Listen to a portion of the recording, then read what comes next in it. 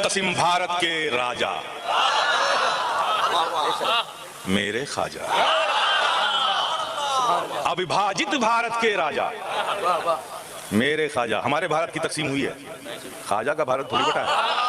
बहुत अच्छे। ये लकीरें तो हमने खींचनी है कि पाकिस्तान है, ये भारत है, ये बांग्लादेश है, ये भूटान है, ये सिक्किम है, ये अफगानिस्तान है, ये श्रीलंका है, भारत बट गया। ये लकीरें हमने खींची, लेकिन ख्वाजा का प्यार नहीं बटा, ख्वाजा की मोहब्बत नहीं बटी।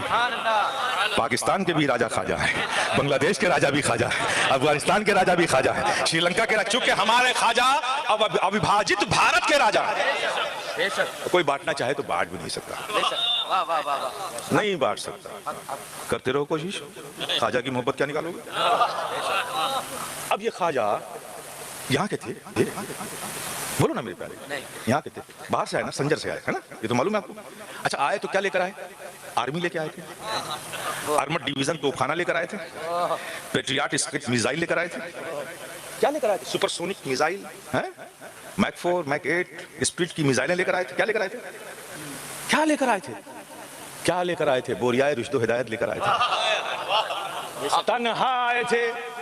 कमाल की बात है, इंतखाब भी फरमाया तो क्या फरमाया, ऐसे मुल्क में ऐसी जमीन पर आए जहां के राजा से खुद वहां की जनता बड़ी पीड़ित थी, ऐसे क्रूर राजा के शासन में आए। क्या लेकर आए, कुछ नहीं, तन्हा आए। मेरे प्यारे देखो, अब जरा मुझे बताओ, कोई जानने वाला था ख्वाजा का, कुछ समझने वाला भी था ख्वाजा को, कोई पानी भी पूछने वाला था, कोई रिश्तेदार था क्या यहाँ पे, कोई नहीं, सब अजनबी। और ऐसे जालिम बादशाह की जमीन पर आए, वेश अलग, भूषा अलग, जबान अलग, भाषा अलग, सब अलग। और आए एक मैदान देखा आपने, बोरियाए रुश्दो हिदायत बिछाया, उसी पर बैठ गए। सुबह हुई, ऊंट की एक रेवड़ उस मैदान में आई और एक चरवाहा जो ऊंट को चराता था उसने ऊंटों को बिठाया। देखा कि मैदान के किनारे पर कोई बैठा हुआ है, करीब गया, ऊपर से नीचे तक देखता रहा, ये हम में से तो नहीं है, ये तो लगता है कहीं बाहर से आए हैं, लेकिन वो देखता जा रहा है। फिर उसने कहा, महाराज आप यहाँ के तो नहीं हैं, आपका आना यहाँ शुभ हो, आप यहाँ के नहीं हैं, लेकिन महाराज क्षमा चाहते हैं। नजर पड़ते ही अदब उसमें आ गया। क्या ये कैसे बेअदब है कि हजारों लोगों को फैजान पाते देख रहे हैं, फिर भी अदब नहीं आ रहा है।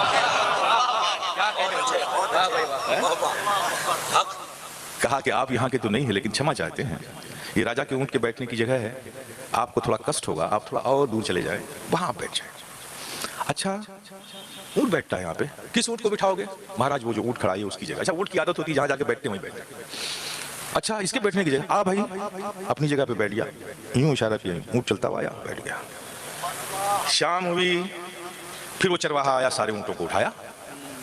अब वो ऊंट जिसको यूं बुलाया था बैठ गया, उठ ही नहीं रहा,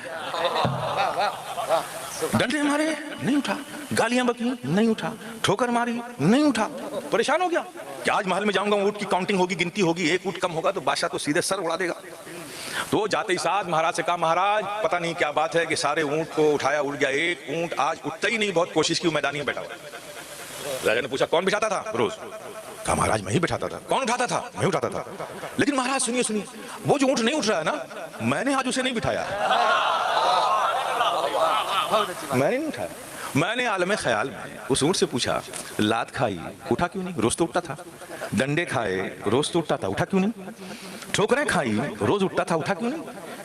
कहा सुन तुझे समझ में नहीं आता, रोज वो बिठाता था, रोज वो उठाता था, बैठता था, उठ जाता था, तुझे पता नहीं है कि आज किसने बिठाया है, आज ख्वाजा ने बिठाया है, तो दूसरे का हुक्म मान के उठूं क्यों, अब उठाएंगे तो ख्वाजा ही उठाएंगे। तो ऐ भारत के सुन्नी मुसलमानों,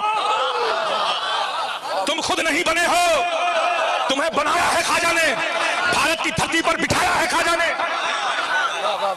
जब एक ऊंट को ख्वाजा बिठा दे, उसे कोई ना उठा सके, तो जिस भारत के मुसलमानों को ख्वाजा ने बनाया हो और बिठाया हो भारत में, किसमें दम है कि वो उसे उठा दे।